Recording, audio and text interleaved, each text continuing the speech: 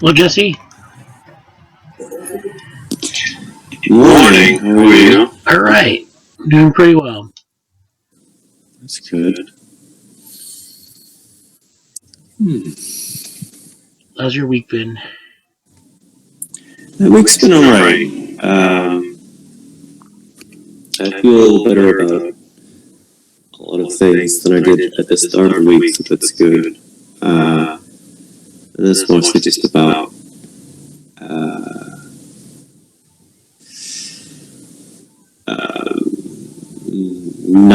not academic things, just stuff in the world, I guess. Yeah.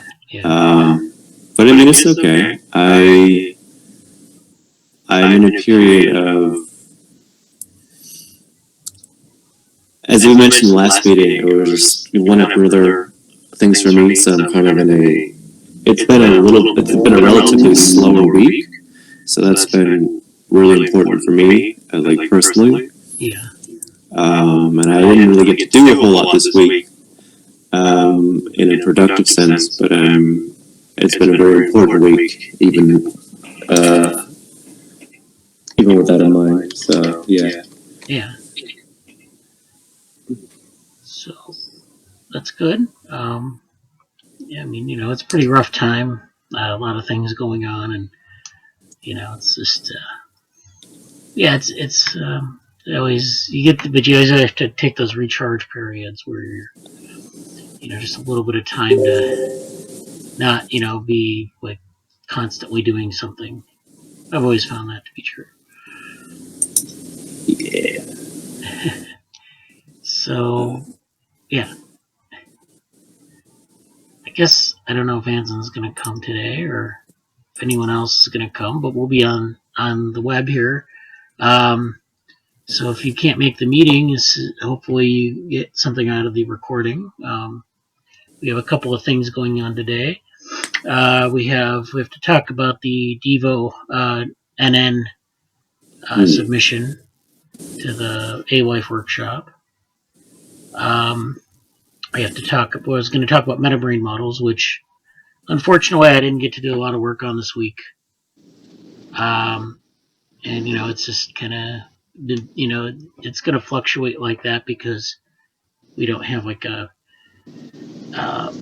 paid project that's ongoing, parallel to it. So, but I was actually going to give a talk on Cgs models. I might run through those slides.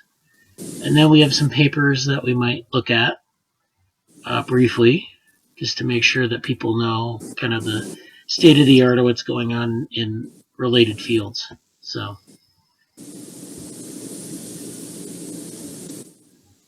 anything you want to mention, Jesse, before we start, or?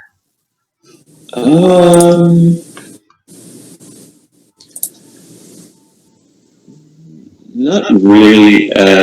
I've been curious. Sorry about the noise. I've been curious about the DevoNN. I'm not sure what it is. I've been curious about that in particular, and there's been a few updates with some of the similar things. I don't know if I've heard anything from NeuroMatch yet, but I haven't.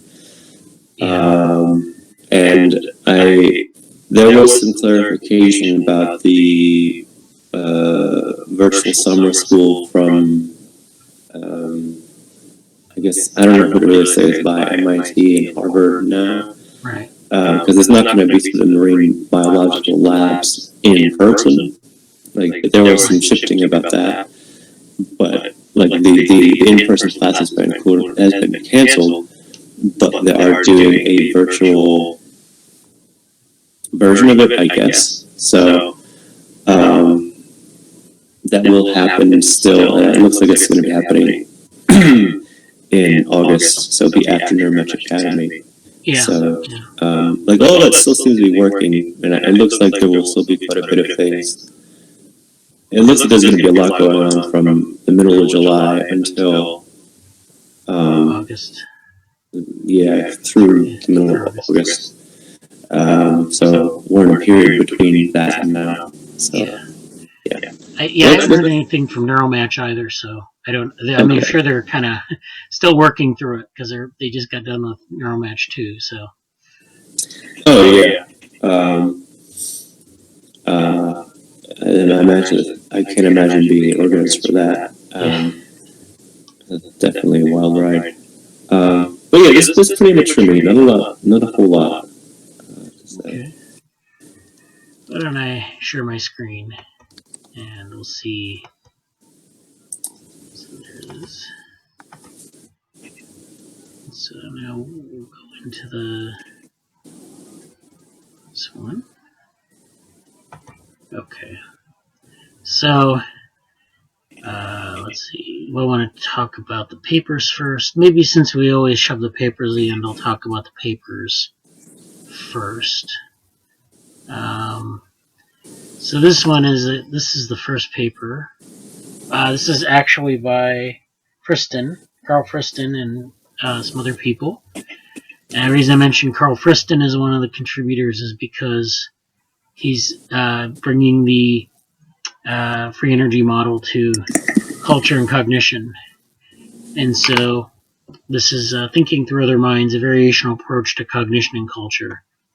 So the process underwriting the acquisition of culture remains unclear. How are shared habits, norms, and expectations learned and maintained with precision and reliability across sociocultural ensembles, which are people, transmitting culture? Is there a unifying account of the mechanisms involved in the acquisition of culture? And so they say notions such as shared expectations, selective patterning of attention and behavior, cultural evolution, cultural inheritance, and implicit learning are the main candidates to underpin a unifying account of cognition and the acquisition of culture. But those interactions are not well specified, especially quantitatively. And so they integrate these candidates using the variational approach or the free energy approach, which they also call variational. And so then they talk about this in terms of theoretical neuroscience. They describe the construction by humans of social niches that afford epistemic resources called cultural affordances. So that's a somewhat common term in the field. Affordances are these things that like a cup is an affordance in the sense that you know what it is, you know how to interact with it. You can grab the handle because you learn how a cup is supposed to behave relative to you, and so you know that the handle is an affordance, that's something that you pull or push. And you see that on doors, you see it on cups. If you put a handle on someone's face, you would think, oh, I am supposed to pull or push that handle. That's a kind of a silly example, but that's how affordances kind of work. It draws your attention to it and you use it in a certain way that's learned. And cultural affordances, is that? You can finish at affordances. I was going to say something about that when you're done. Oh, I'm done. You can say it. It's really funny because I wish Anson was here because we actually were talking about affordances yesterday. At his university, there's I guess you call it embodied cognition reading group that I found my way into, and we finished. It was sort of the last discussion on Anthony Chimera's Radical Embodied Cognition book. It wasn't an exhaustive go through the whole book, but there was quite a bit of talk about affordances, and I actually you just gave the example about it, and I pretty much used the same example yesterday about how you could hold a cup, put things in it, and identify it as cups and bottles and everything else. So it was funny that you used a very similar example.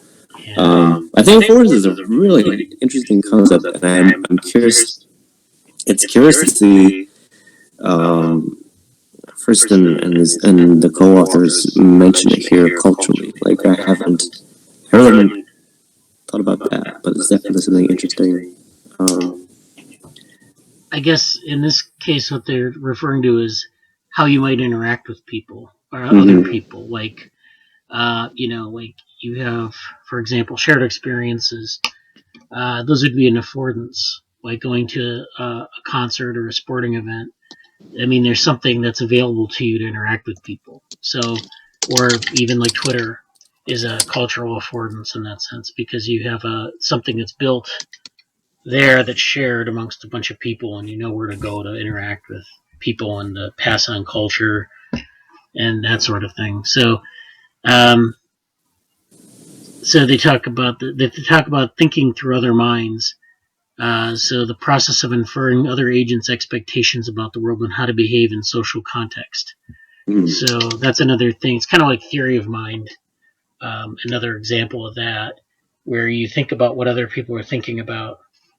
Um, and then so we argue for humans, information from and about other people's expectations constitutes the primary domain of statistical regularities. Let's see, where am I? I moved the thing and I lost my train of thought here. Statistical regularities that humans leverage to predict and organize behavior. So that's information from and about other people's expectations. So this is a thing that you're calculating on, like we talked about Bayesian techniques before. One of the things that a Bayesian technique sort of assumes is that you're calculating a prior about the world. So you experience the world and you calculate this distribution of prior experiences, and then you make your decision based on that distribution. And what they're arguing kind of is that you have this ability to predict behavior and organize it based on what other people are doing. And I mean, you think about that like in terms of thinking about what other people will do. If you were a stand-up comic on stage and you told a joke that you didn't think would do well, they kind of think that there's a sort of informal modeling that goes on that says, okay, are people going to respond well to this or not?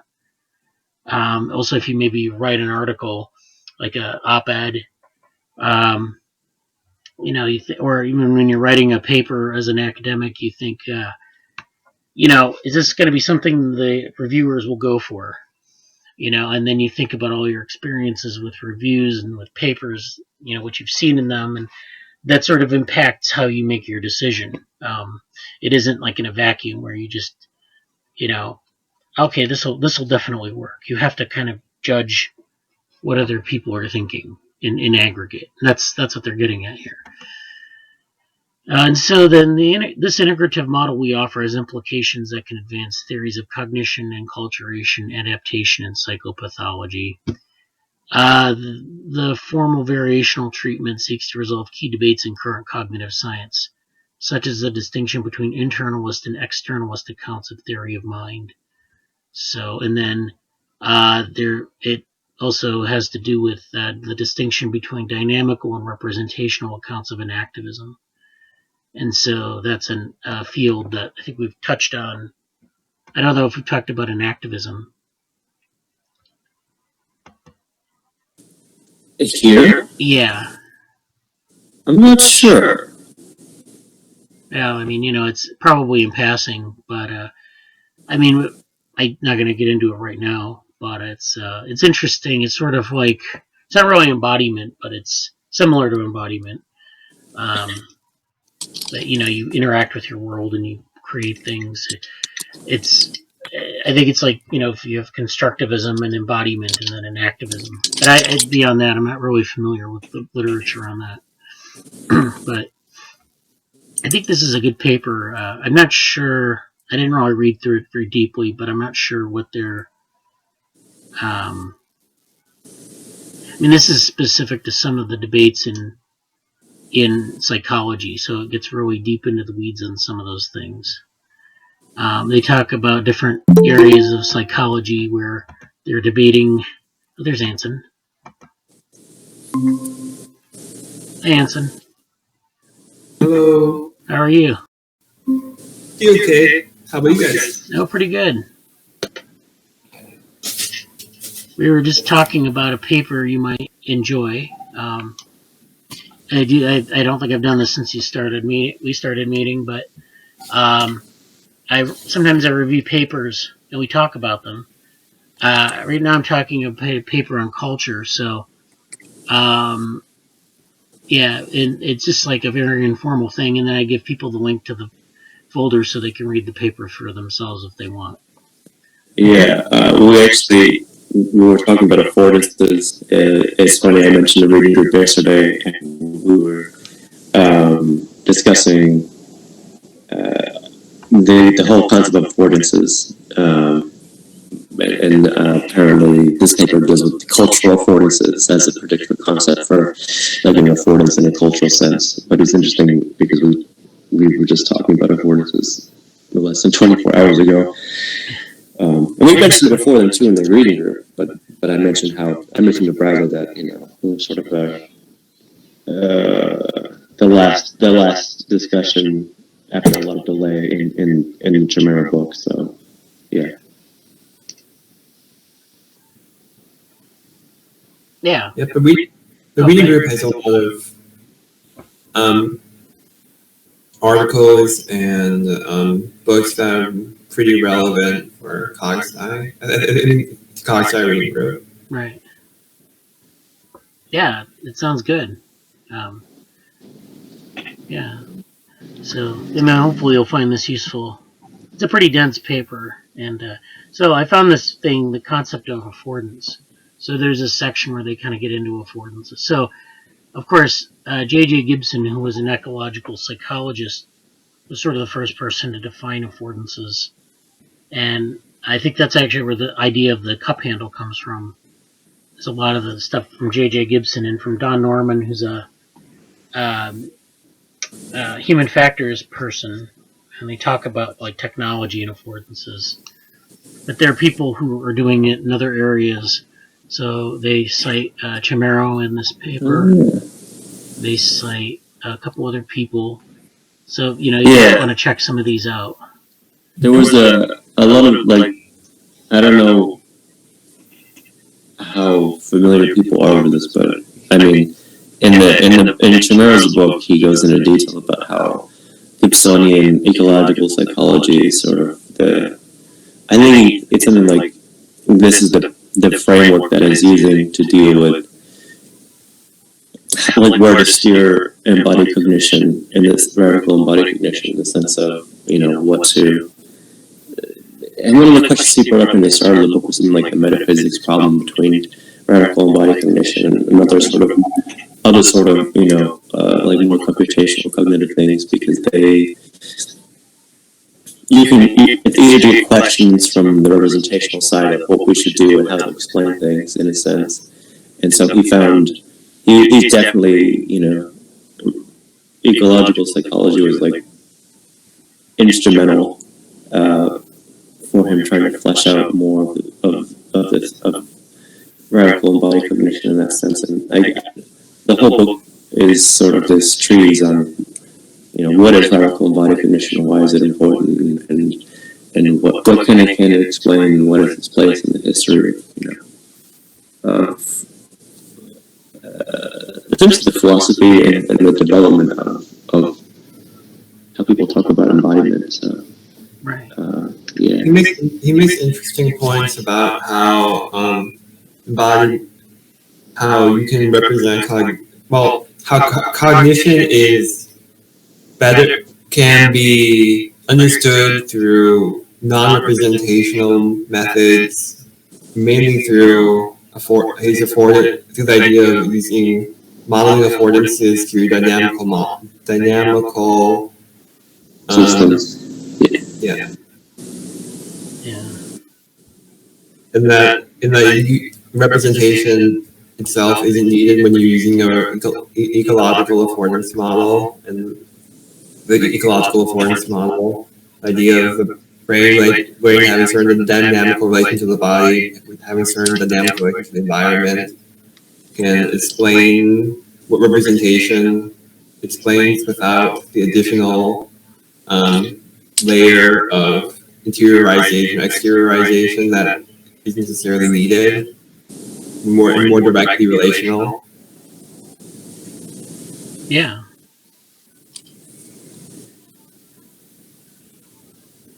We should talk more. Yeah, we should talk about that somewhat in this group too. If you feel up to it, we can do a presentation here, or you can just talk about it informally if that's something you want to do.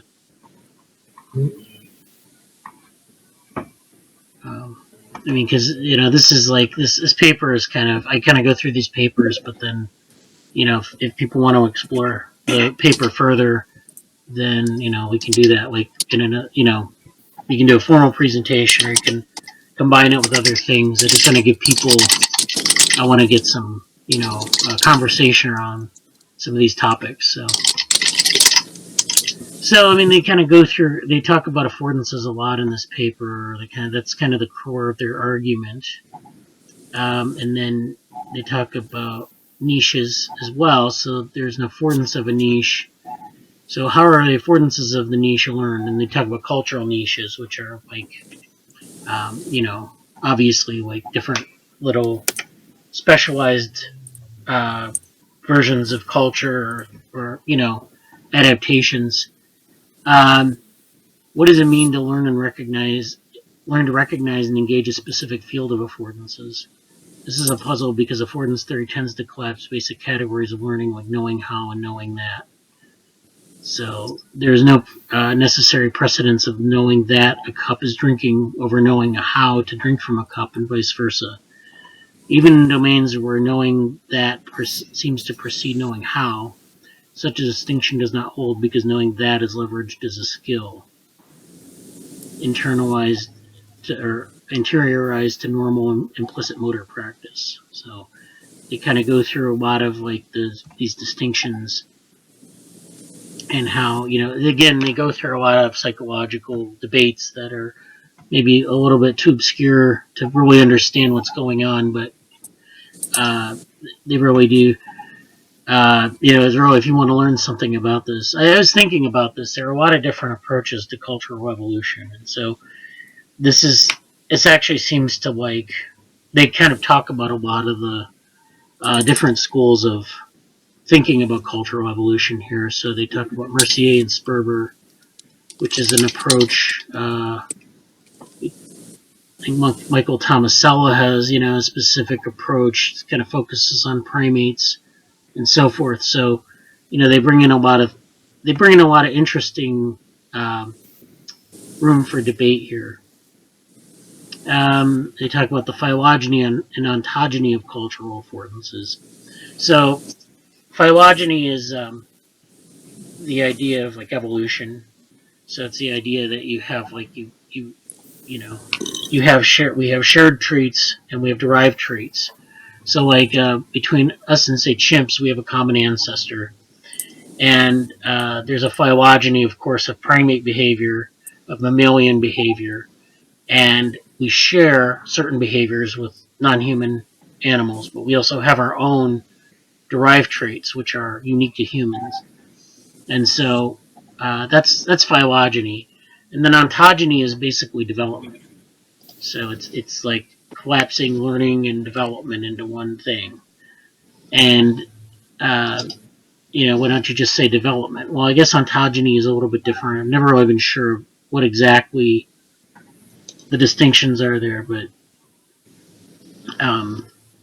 it's more because we talk about development. We talk about like morphogenesis or things like that. In my other group, we talk a lot about that. But there's a lot of like social development and psychological development that goes along with that, like learning and constructing the world and things like that. So they talk about that as well. So in this paper, how's that? Does he mention like the physiological aspect of affordances? Like, I know that like there's that one author who really talks about like the idea that our opposable thumbs are really related to a development of our cognition. I think he labeled his book "Grasp." Oh, who is? I wonder. I can look that up later, but I'm wondering who that was. I think I'm somewhat familiar with the title. I can see I think I've seen this book before. I just don't know who the author is. But one of the people in the cognitive group mentioned him.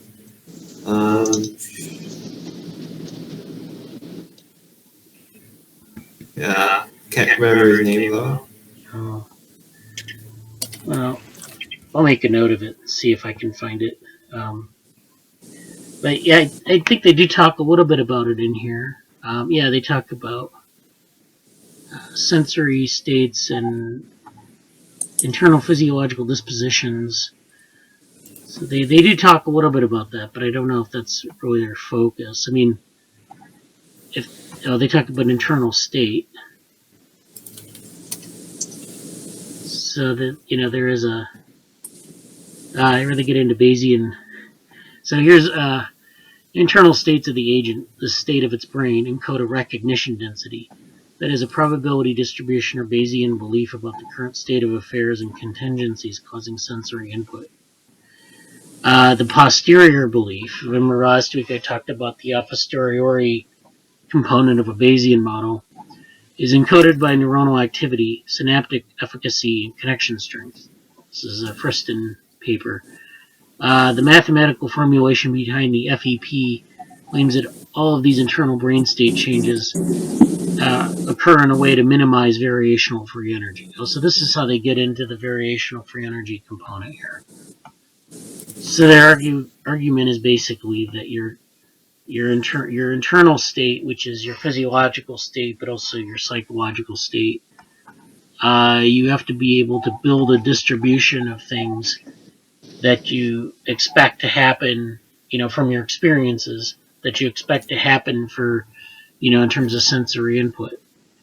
And then the sort of this posterior belief is encoded through physiology of the brain. So when you have an input, it processes it in the brain, and then that kind of conditions your output. So in other words, like you take in sensory information, like we were talking about last week, you take in sensory information and you encode it in a brain, and then you also encode it in a set of beliefs, in a cultural context. And then the output of that is sort of this distribution of what you should expect to come next. And so there's a linkage between physiology and like your cultural beliefs, in the sense that you learn things and they become conditioned in the physiology. Like if you think of like seeing colors a certain way, you might have more experience with certain colors and so forth.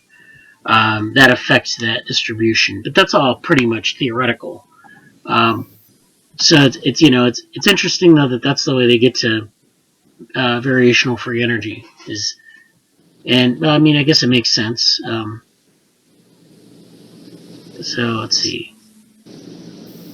By construction, the variational free energy is always greater than a quantity known as surprisal self-information, more simply surprise in information theory. So this is something that I think I remember learning once, but it's not something, I don't remember if it's a specific measure or if it's a component of information. But the idea behind information theory is that you're looking at like the variation of things in the environment, and you're looking at sort of the regularity or like discontinuities in the environment. And so those things, they're surprising. I guess their information is higher because if the things are regular, if it's like a checkerboard pattern, you don't encode the each square of the checkerboard pattern. You encode the entire pattern and just assume that it's a continuous surface. Now, if there's like a lion in the middle of the checkerboard pattern, that's something you notice. That's information, right?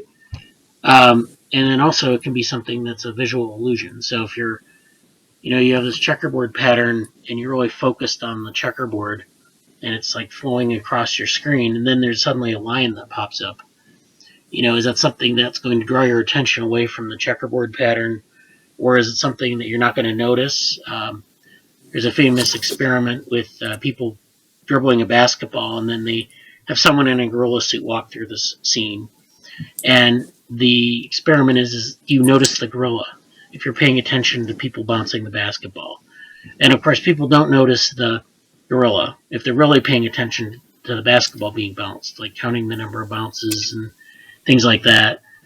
And if you do shift your attention to the gorilla as a surprise, then you lose track of what's going on with the bouncing of the basketball. So that's the nature of attention. So it's definitely, there's a link between, say, something like, a variational free energy approach, and then this, these sorts of things like surprise and information theory. So this is I like to go to the figures sometimes in these papers, and this is, I guess, one figure, self-evidencing in the Bayesian brain. So they talk about, there are 4 things here. So there's sensations, and they put a mathematical statement onto that concept. Sensations are, inputs to an internal state, which is a maximization function. Then this, or a minimization function, I should say. So, just to look, the energy principle is a kind of predictive processing, right? Yeah, it's a kind of, it's there's a field called predictive processing, but this is a form of that. Yeah. We're in the book group. We're starting to read journal articles. We're going to read journal articles of predictive processing later this summer, actually. Yeah, that's good. It was useful to it's always a good exercise to go through articles really carefully and pick out things that are interesting. The other my peers in the group are they're philosophy master students from the university, so they can really read. Yeah. Yeah, it's yeah. I think the mathematics is a little bit harder for them, but the conceptual elements they talk about is very interesting. Yeah, I think if we just I think the mathematical arguments are really interesting if it's the best way to learn it is to be in a group with people who know how to read it, and then you can pick it up. But I think the important thing too is a lot of these equations that they're showing here are just kind of approximations of what's going on. So this argmin is basically means that you're finding the minimum in this in this state space of what they're looking. So the internal state is minimizing something here with respect to sensations. Then action is minimizing the internal state with respect to something like they have energy and entropy. I think it's the difference between energy and entropy. So so one way to think of these equations is you have 2 blocks of things here, separated by an operator. And so this is energy, this is entropy, and you're just subtracting one from the other. And so it's a lot of symbols, but it's basically however energy is measured. And then you have action, then you have an external state, and then it results in a sensation. So you can think about this as kicking a soccer ball, and you're looking at the ball, you're hitting it with your foot, or maybe you're hitting with your head even, but you have to expect that, say for example, that when you move upon a ball and you swing your foot, that movement will kick the ball and you can feel the feedback, and then that basically what that force produces in terms of a kick, if it's a kick that goes a certain distance, if it doesn't go very far, if it goes in the right direction, and then you can make your corrections in the next round of sensations. So this is the perception action loop, but it's the way that they're describing it in this way. And then they talk about accuracy and divergence. So action minimizes the bound on surprise. So there's surprise in the world, and you can act to minimize that. And then perception optimizes the bound on surprise as well. So seeing more evidence limits the amount of surprise. If you only see a couple things, it could be that everything is surprising to you because you don't have enough experience with the world. So that's the first figure. I like to go through these figures. It makes it a lot easier to get through the dense text. Here's another figure, figure 3. So this is the summary of the variational approach to niche construction. So they're actually taking inspiration from niche construction, which is a separate field in and of itself. And the idea is that you create a niche. They've done this with animals, with birds, say for example. Birds will build a nest, or maybe beavers will build a dam, and that creates a niche for those animals to survive in. it enhances their ability to survive in a certain environment. And humans do this, of course, too, with culture. We build villages, we build cities, we build, dams and other, things that, irrigation systems that we can, make the place more to our liking and enhance our chances of survival. So niche construction actually is something they draw from here. And they argue that niche construction optimizes the niches bound on surprise as well. And then sensations minimize the agents bound on surprise. So all these things affect this idea of surprise. And they kind of go through, this. If you want to know more, I guess read the paper. You can dive into the paper more, but they really go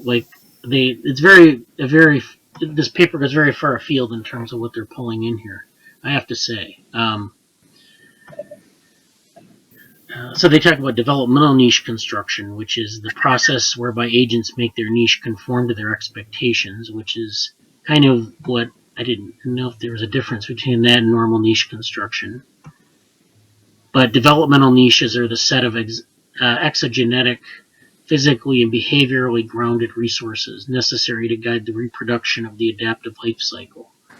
So again, it's I guess that means that they're linking it explicitly to living your life, being able to modify a niche so that if you have a certain another generation of organism, that they can go from their developmental stage to their adulthood, and it enhances their ability to survive in terms of. So culture is, one of the reasons why humans have such a long childhood is because we have culture. People have argued this, that culture, allows you to have children that have a long, juvenile period where they can learn things and they can do it without having to be eaten by other, by predators or whatever, or die of disease. We can build systems around people, and there's an advantage to that in terms of learning new things. Are there any? Yeah. Are there any? Are there any papers about applying the free energy principle combined with an idea of some conception of scales of interaction combined with some elements of inputs and output regulation with it, that you could comprise human homeostasis within? Because that always seemed intuitively listening to model human abstract psychological modes within, but I never I found mechanics related to that, but I never seen someone specifically mention that. Does that make sense? I think so. Like the idea that people do have particular homeostatic processing modes within and roles within one-on-one, 1-2, 1-3 that create different kinds that, or one to an open and unbounded amount that would be a cultural preference versus 1-to-1, which would be individual preference, or 1-to-1 environment. The idea that you could bound the idea of scale differently, combined with the idea of free energy theory. Are there any authors who try to combine concepts in that sort of eclectic way? I'm not familiar with it. I think this is what Friston does is he goes to different groups and he tries to get the right papers with them. But I think free energy is becoming a pretty common, or it's becoming a popular thing to write about. My amateur research interest, the idea that we internalize the structure of our ecology, and we have particular preset homeostatic roles within that ecology that we prefer to process around, relating to the amount of inhibition or activation we wish to play within that ecology. And I think, I don't know, I've seen a lot of ideas related to that, but I've never like seen someone say that. I'm just curious if there's any authors who like have stated something like that. Right.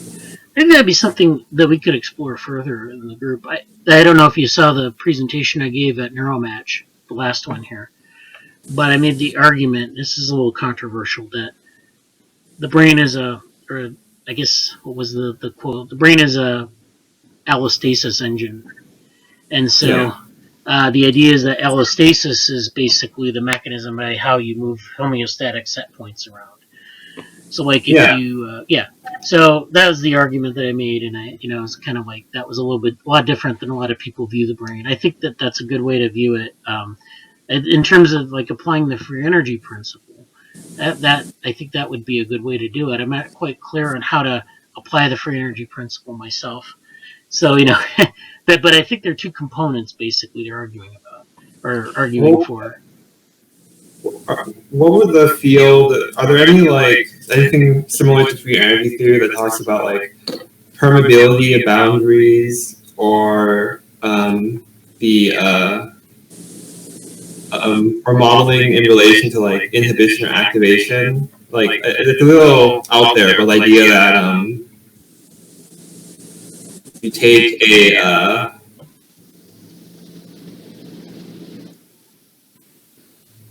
I guess the idea that you have certain those allostatic set points be understood within a, like, for example, in both sensory environment or more abstract ecological niches, by the idea that you have particular roles within that, such as like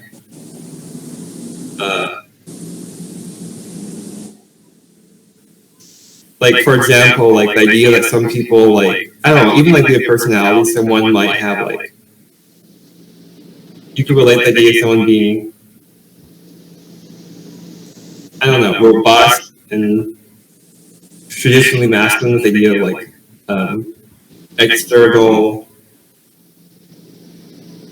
getting resources within the boundaries of those niches. Are there anything about like that kind of talks about like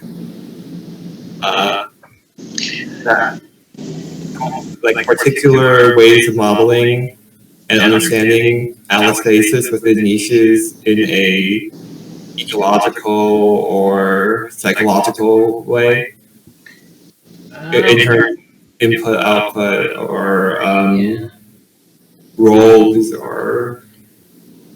I don't think there's a lot on that. I think that there's like maybe some stuff like I've actually studied this in terms of like, so I've done like the literature review on this. It's somewhat sparse. Like there are people like Peter Sterling who apply it to health, and so he might get in some of his books. He might get into some of this stuff where you're looking at like allostasis as like a whole organism thing. So you're thinking about it in the systems point of view, where you have like boundaries, of course, in systems. You have inputs and outputs.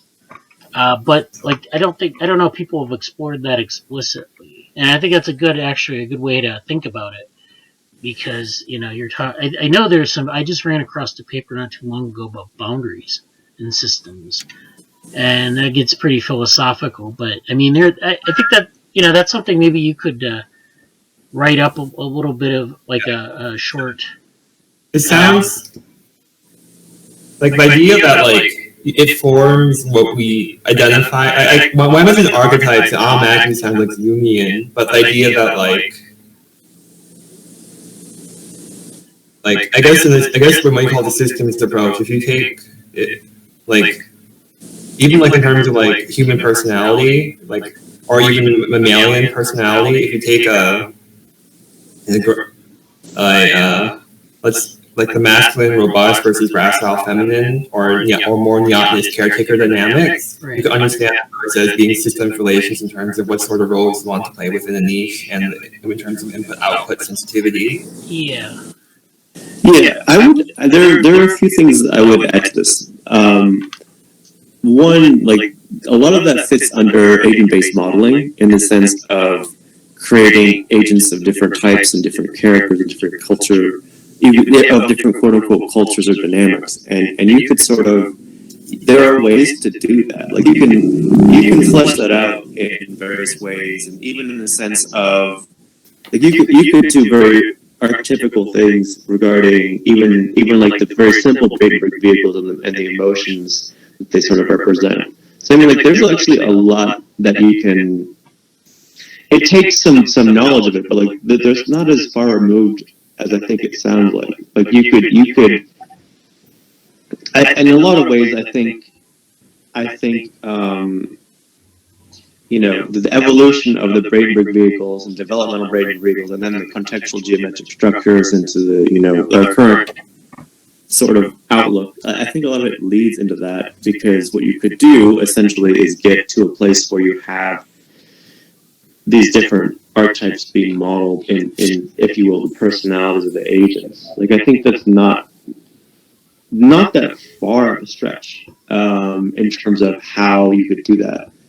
How to specific, like conceptually, what that would be in terms of the code, what would that be in terms of designating the characteristics, what that would be in terms of how would you flesh out the relation between the stimuli and the environment and the agent's actions. Yeah, it would take some work, but I feel like that's not really that.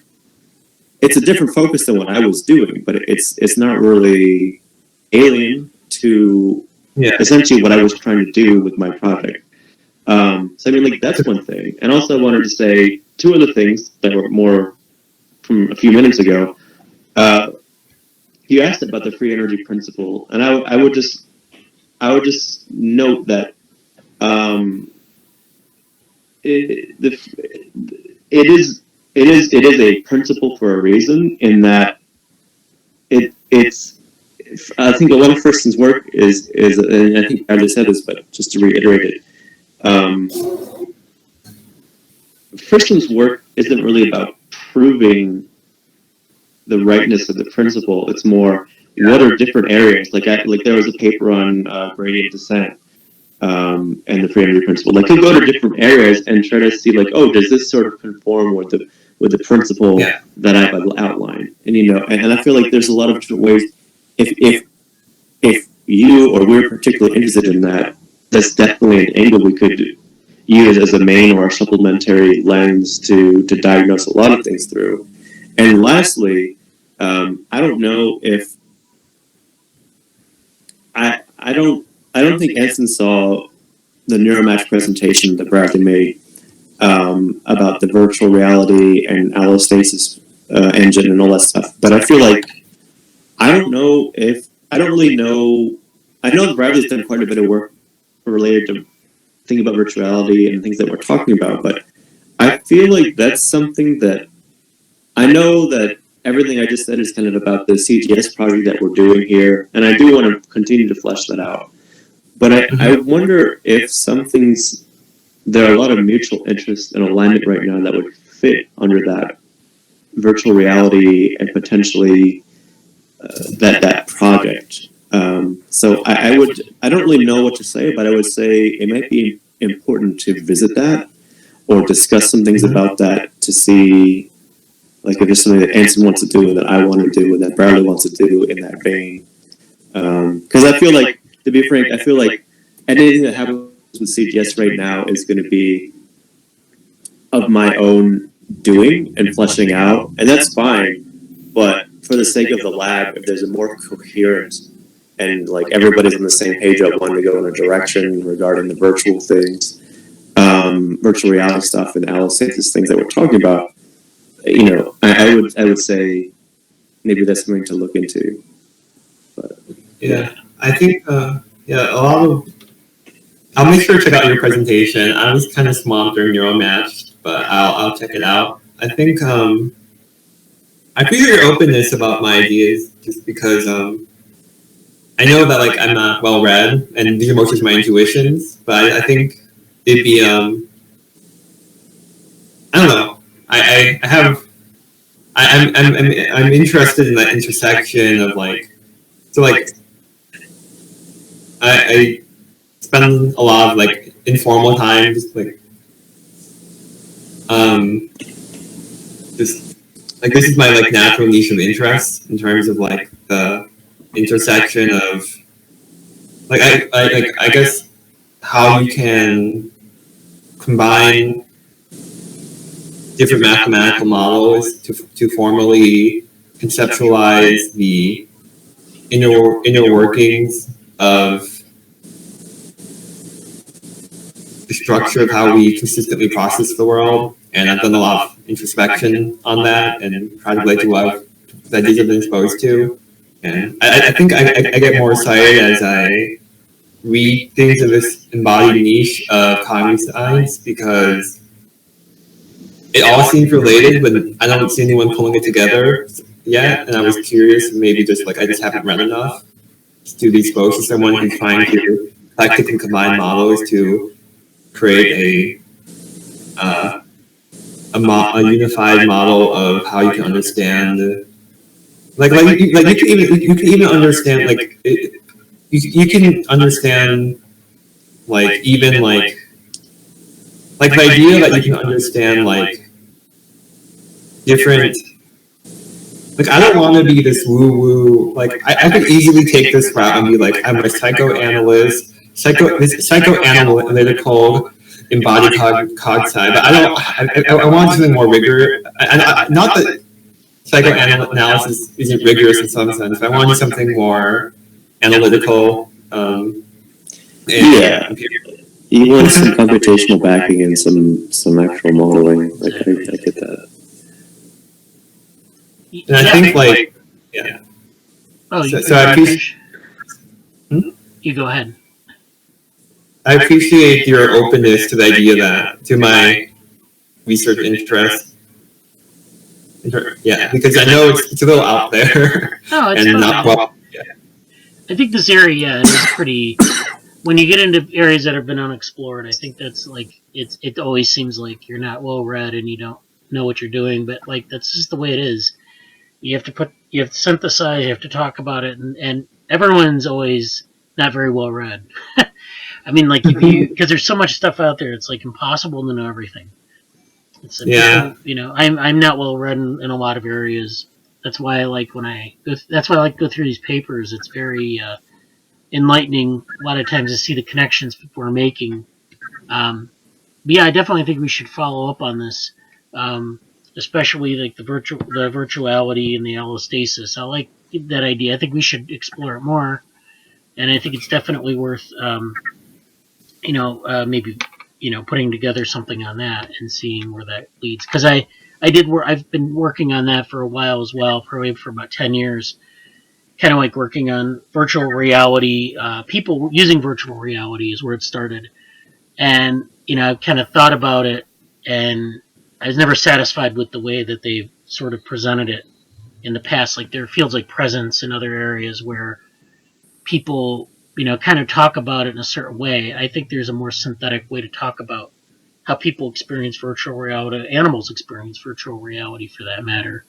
And then, how that relates to cognition.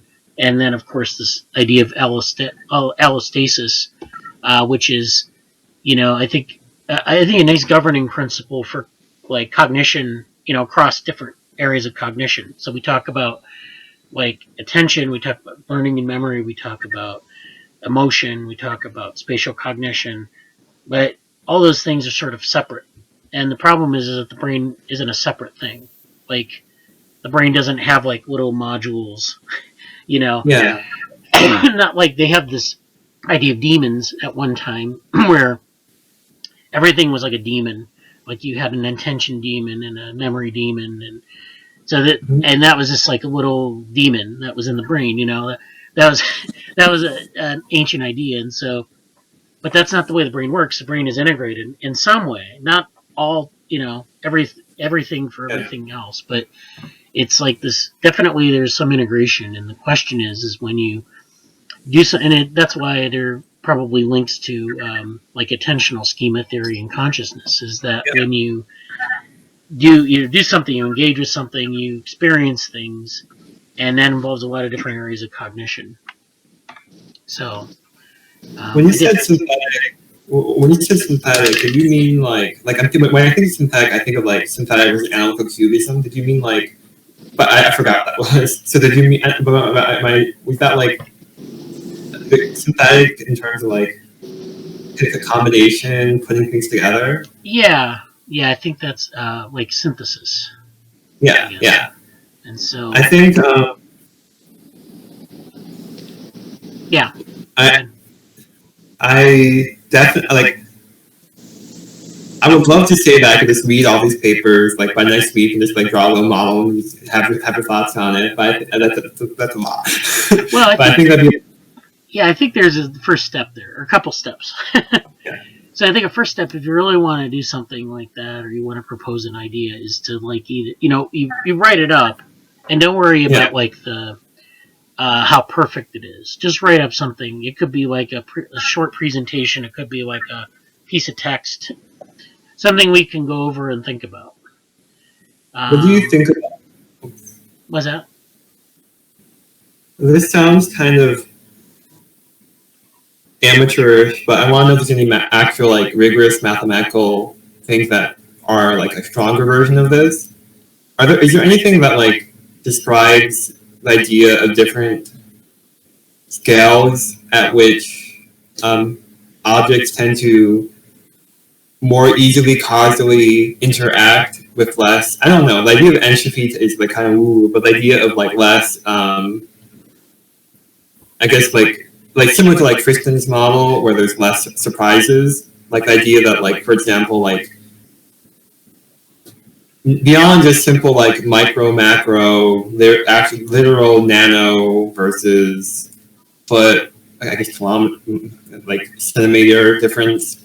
You could look at the different. Is there anything that like talks about like structure, like the idea that like if you have nodes, nodes that are comprised of singular network connections tend to create their own causal information network, or nodes comprised of like two connections at a time tend to create their own separate, more complex information networks, where comprised of three. And even in terms of like prioritization, which I think is a pretty human challenge, the idea that like we tend to process different network module connections in different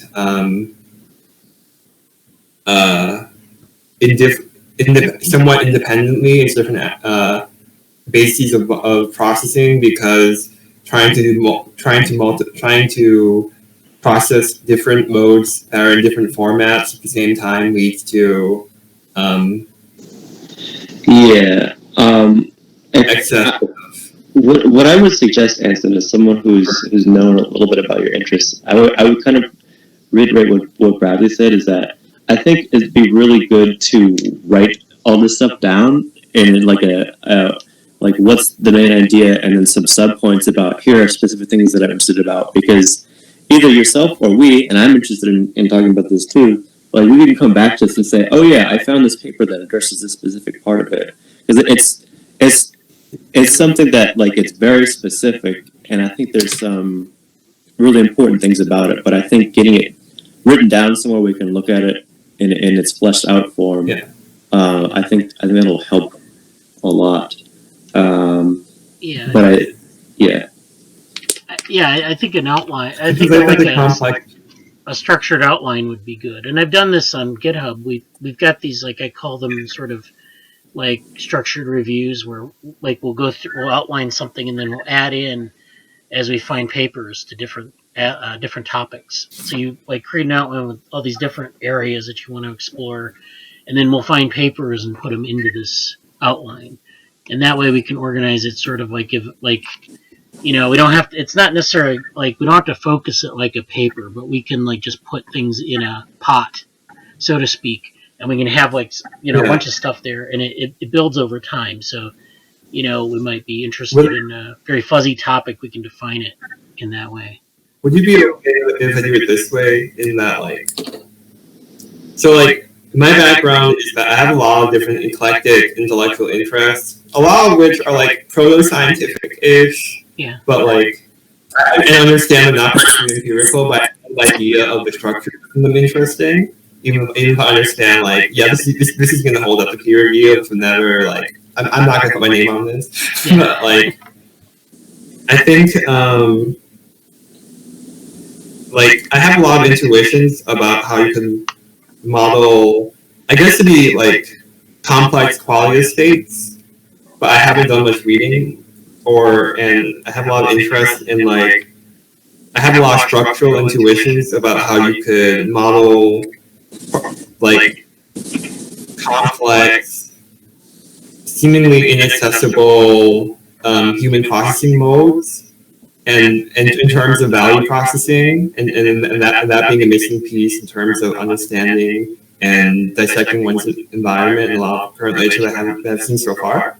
Yeah. So I think, would it be okay if I, like, relate these different keywords that I collected in like a very fuzzy model of, like, my intuitions, my structural intuitions about human cognition, and in terms of, like, complex evaluation of that, complex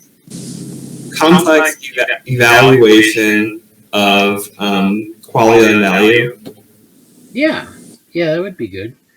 Why don't you? Well, you can do it as like a diagram, even, like, like a like just a little network. I mean, make it like somewhat visible, like make it like legible visibly, like, don't like make a big spaghetti bowl. Just kind of like draw lines between concepts.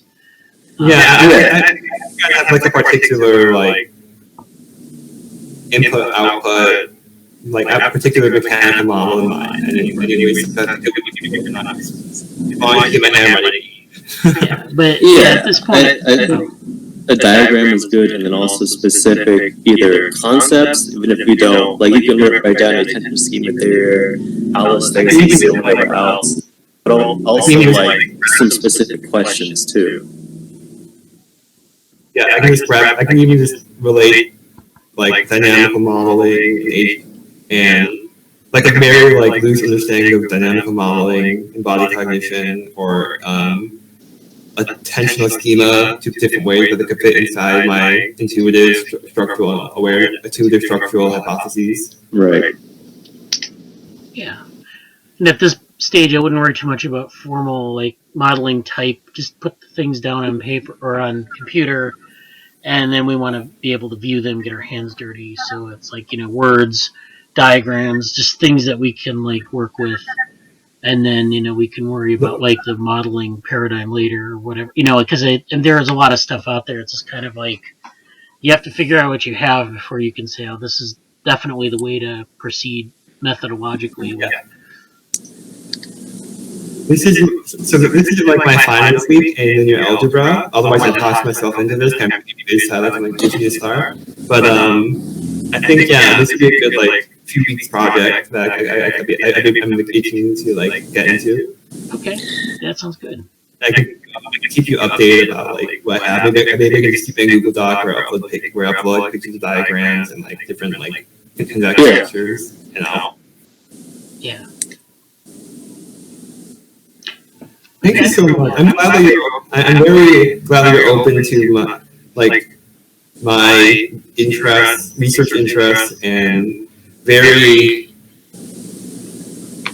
currently unrigorous intuitions. I mean, yeah. I was just going to say, I think Bradley's very cool about that, but at the same time, even as I'm definitely not as well versed in Bradley on a lot of the things, but like, even I can see, here's like, I'm thinking about this, like, computationally, like there are things that we've talked about that have not at all been used towards sort of the personality or whatever aspect. But I mean, even I mentioned that in my proposal. So, like, this is a different application, but, like, I would have, like, I know ultimately there's part of you that's very interested in, like, the computational and the mathematics behind all this stuff, and there are ways to apply, tools that exist that haven't really been.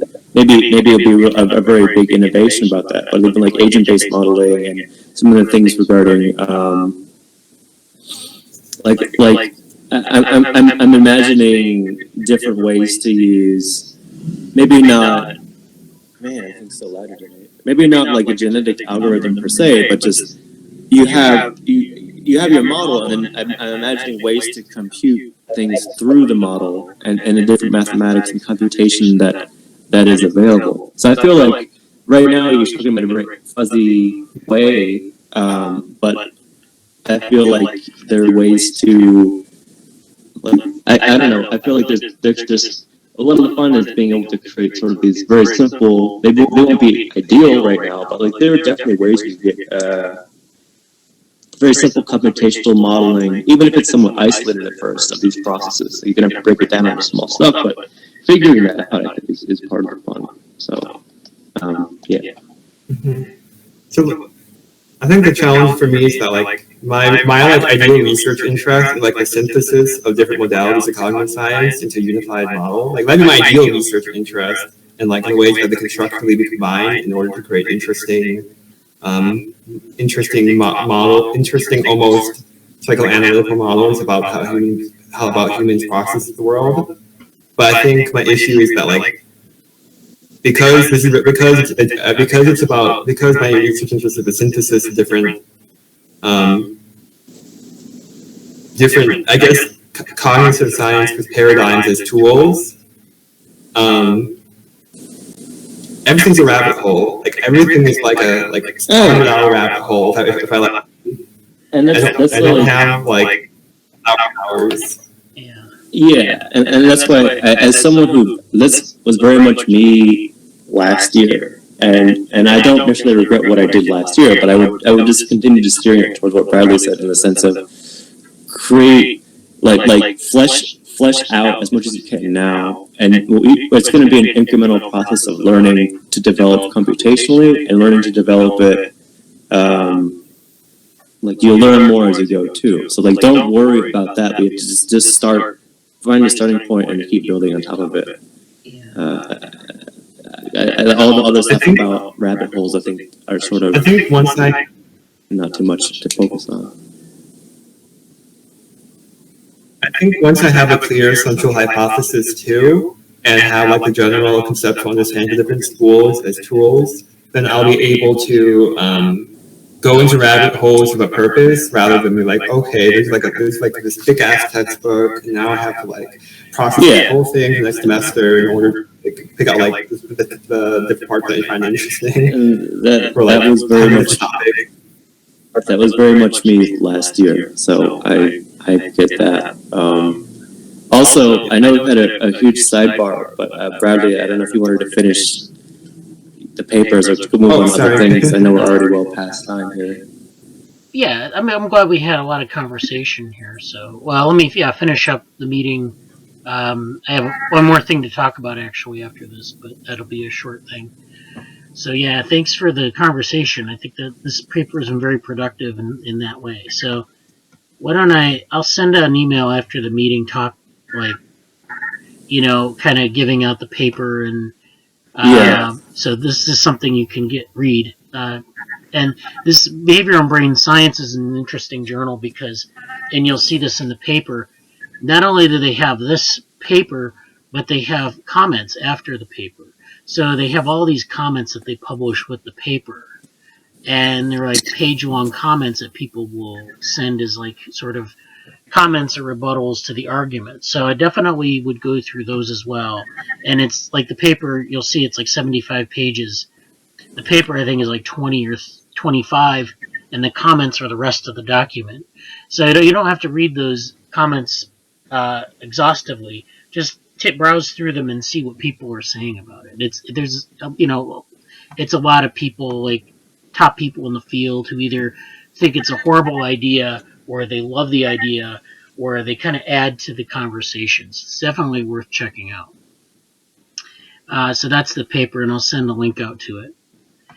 The other thing I wanted to talk about before we go is this artificial life abstract. So this is for DevoNN, which is the workshop at Artificial Life. And so what I'm doing is I'm working on it in this text document.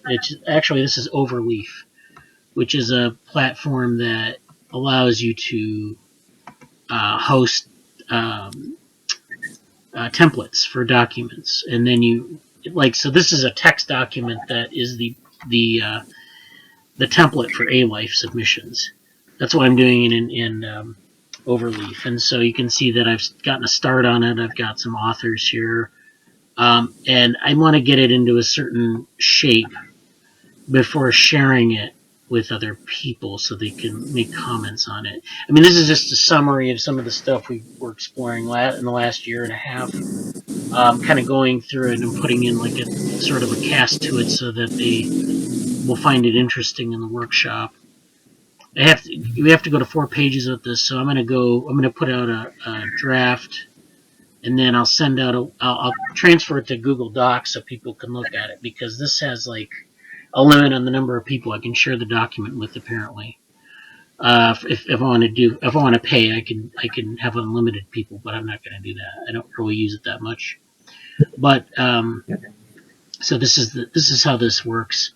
It's like you have a text file, which is where you write the text, but you use code to like put in the references and images, and then you have the bibliography here in a bib file. So here are the references. That's a nice system, but it's a little buggy.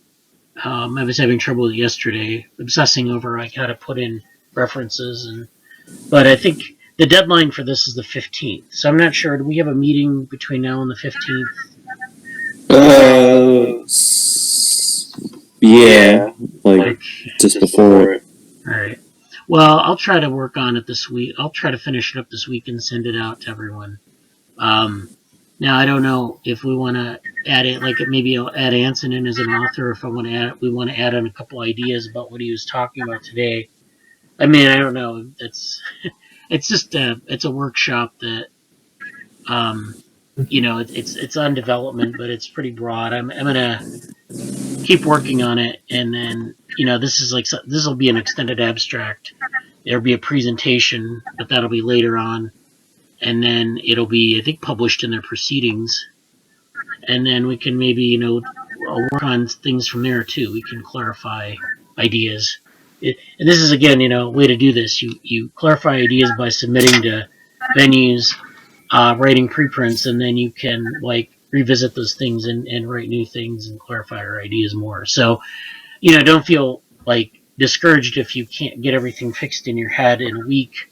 That's not, you definitely, there is that rabbit hole phenomenon when you start learning things. So it's that's perfectly normal.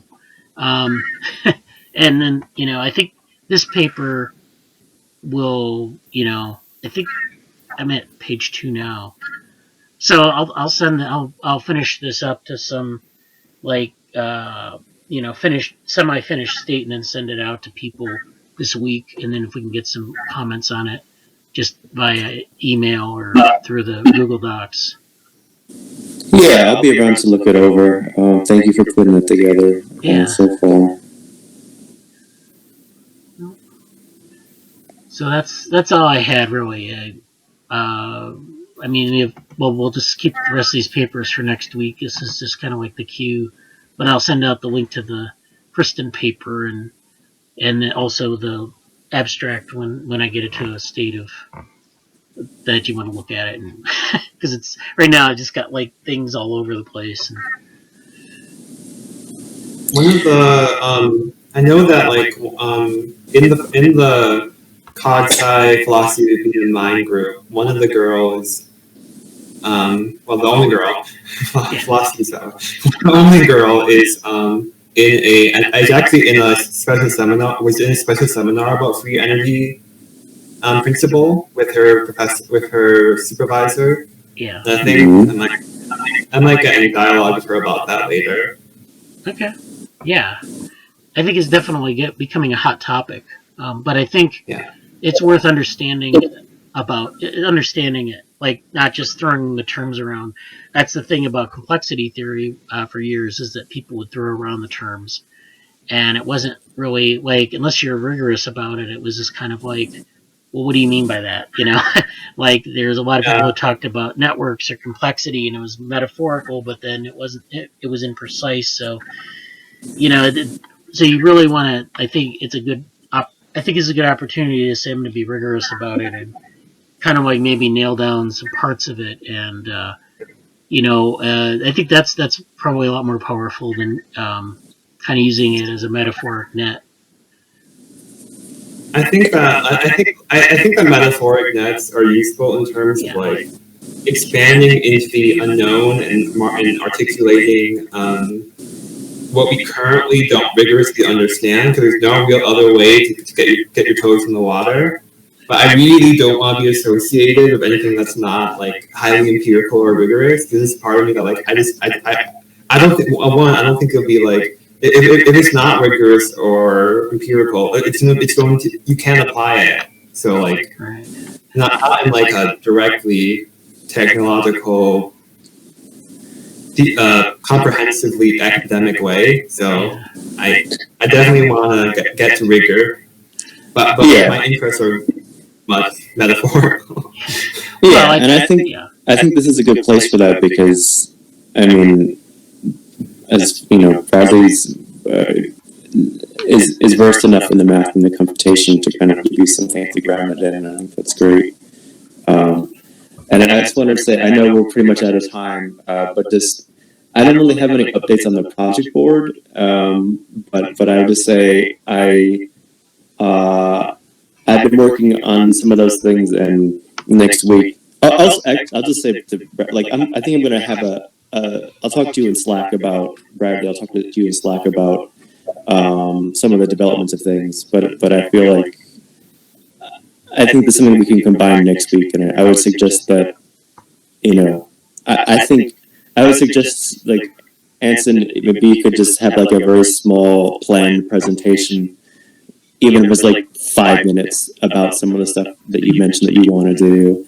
And I'm going to have my own update. And I am curious, like, I know, like, Anson has his own project here, and I think that's his ultimate, like, that's his passion, and I think that'll be what he's ultimately pursuing. Yeah. And I feel like I don't really know.